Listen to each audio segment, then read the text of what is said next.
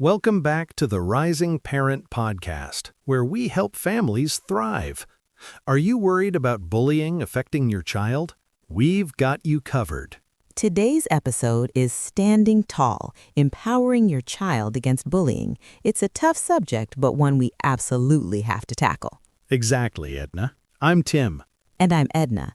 Tim and I have both been licensed childcare professionals and parenting coaches for over 20 years. We're here to give you practical strategies to protect your children. Edna's expertise is in supporting parents through those early sleep-deprived months, and I specialize in helping parents navigate behavioral challenges and communication breakdowns. And let's be honest, folks, bullying touches on both of those areas. It impacts a child's well-being from the moment it starts, and it requires some serious communication skills to address effectively. So let's dive in.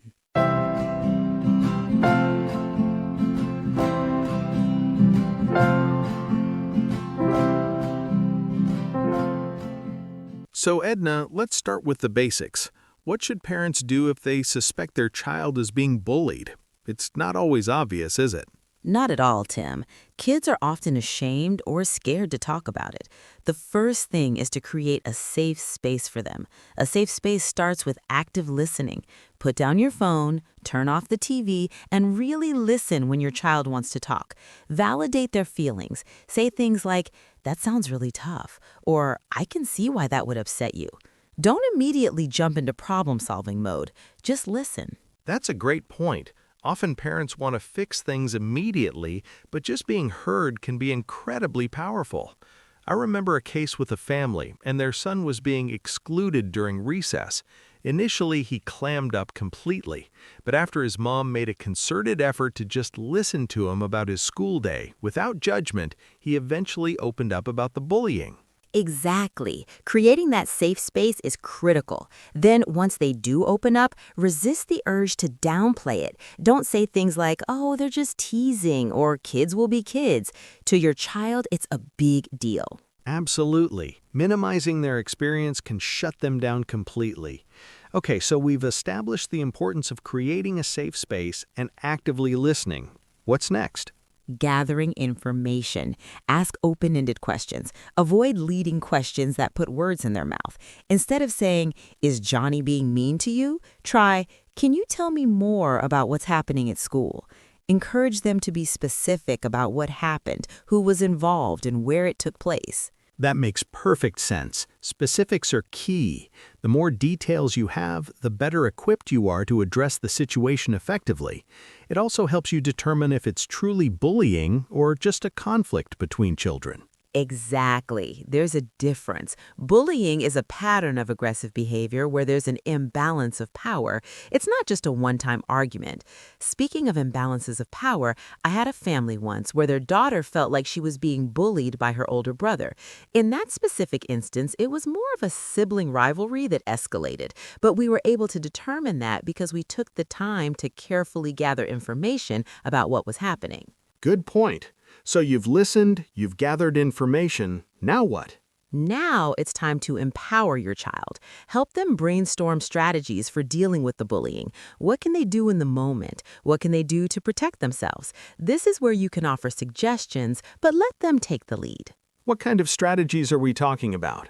Well, it depends on the situation. Sometimes simply walking away and ignoring the bully can be effective.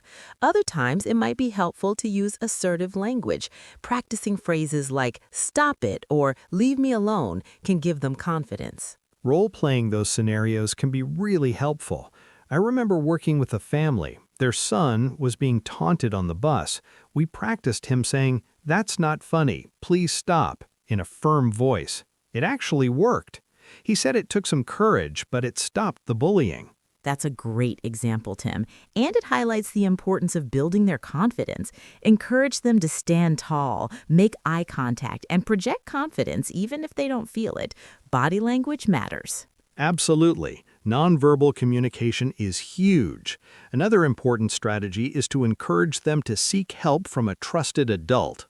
Yes, that's crucial. Let them know that it's okay to ask for help. Identify teachers, counselors, or other adults at school who they can turn to. It's important to have a safety net in place. Okay, so we've covered listening, gathering information, empowering your child, and encouraging them to seek help. What if the bullying continues despite these efforts? Then it's time to get the school involved. Schedule a meeting with the teacher, principal, or counselor to discuss the situation. Present the facts calmly and objectively. Focus on the impact the bullying is having on your child. Documentation is key here. Keep a record of the incidents, including dates, times, locations, and witnesses. This will provide evidence to support your concerns. With one of our families, the parents kept detailed notes on the bullying incidents. This helped the school understand the seriousness of the issue. Absolutely. And be prepared to work collaboratively with the school to find a solution. Ask what steps they will take to address the bullying and how they will monitor the situation going forward. What if the school isn't responsive? That's a tough situation. If the school isn't taking the issue seriously, you may need to escalate your concerns to the district level.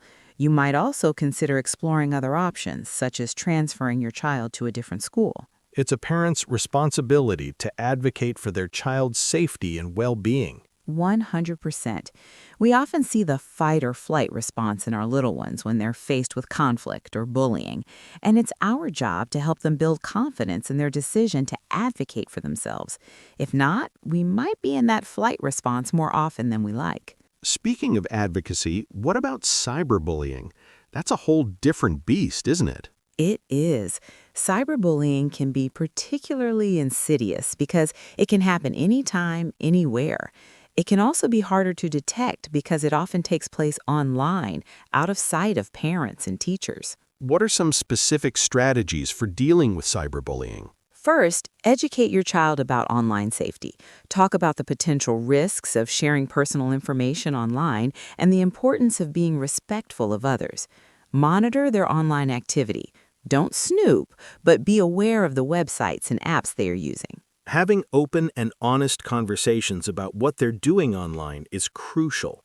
Also, encourage them to come to you if they experience cyberbullying. Remind them that it's not their fault and that you're there to support them. Absolutely. And if cyberbullying does occur, document it. Take screenshots of the messages or posts, block the bully, and report the incident to the social media platform or website.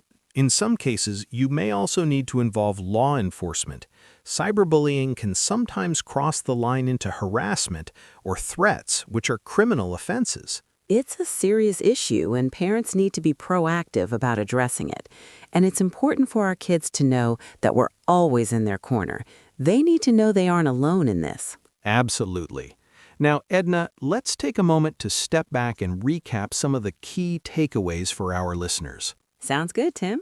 1. Create a safe space for your child to talk about bullying. Actively listen and validate their feelings. 2. Gather information by asking open-ended questions. Determine if it's truly bullying or just a conflict. 3. Empower your child by helping them brainstorm strategies for dealing with the bullying. 4. Encourage them to seek help from a trusted adult at school. 5. If the bullying continues, get the school involved and document the incidents. 6. Be aware of cyberbullying and educate your child about online safety. Monitor their online activity. 7. Advocate for your child's safety and well-being. You are their biggest advocate. And remember, folks, you're not alone in this journey. Many parents face similar challenges. Exactly. And with the right tools and strategies, you can empower your child to stand tall against bullying. That's all the time we have for today's episode. We hope you found this helpful. Be sure to subscribe to the Rising Parent podcast for more parenting tips and advice. And visit our website at risingparent.org for additional resources. Until next time, keep rising. Bye for now.